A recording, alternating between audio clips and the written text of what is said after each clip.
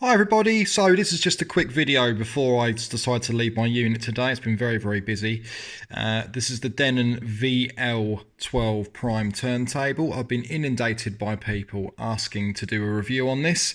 So there's going to be a very long-winded review coming up probably next weekend, so I'm going to quickly highlight a few bits for you on this deck. But all I can tell you is, do not believe all of the haters of this turntable.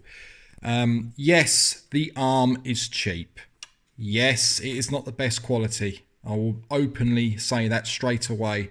But where this turntable shines is when mixing, okay? I can tell you right now, hand on heart, this is probably the best modern turntable I have used with digitally controlled pitch for mixing. It is incredibly accurate, and the way the platter is chauffeured down the corners when you move it, and then you tiny little movements that you see, it is perfect. It really is. The only major gripes with this turntable that people may or may not have a problem with, I mean, it didn't really bother me too much, is you've got a big space for dead spots.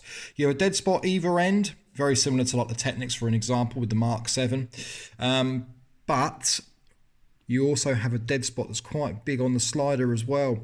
Now, Denon's, or InMusic's, reaction to this when they were questioned was that they wanted to make the 0 point easier to find. So if I start this up and you look at the strobe dot at the same time, when I move it, you see me moving this, you see it's not moving.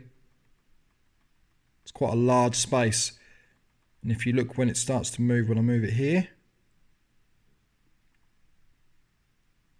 right, we're getting some movement. Slowly, you can see it's quite a big gap. So both sides of the slider, that much on both sides is quite a lot. But my argument is this: if you are mixing and you're mixing one particular style of music in the same BPM, and you're starting up here, trance, hard dance, techno, that sort of thing, are you going to be going beyond this point? No, you're not. You're going to be sticking up here and probably even faster depending on what type you're playing. So yes, the arm is bad quality. I will hands up on that one there. It really is. It's not the best. It's like an old Gemini turntable. The platter, I love it. Build quality, it's heavy. You get a lot of vibrations when tapped. So I wouldn't recommend these in a club scenario, but at home, if you really have to buy a brand new turntable, obviously, you don't want to go for the new Mark 7 because you've all watched my reviews on that. You know what they're like. This is better for mixing than the Technics Mark 7. And I'm not just saying that. No one's paying me to do this review. It is a really nice turntable. Nice finish, premium product. Shame about the tone arm. There's going to be a lot more in depth about this later on, probably going to be next weekend now, and I've got some time spare. But even things like with the RGB lighting, you can change the colour. The buttons feel okay, but not the greatest, to be honest. But because they're being discontinued, or they have been discontinued, you may be able to pick these up quite cheap if you're lucky. So it's probably worth hunting around for. I paid $4.19 for this one here in the UK.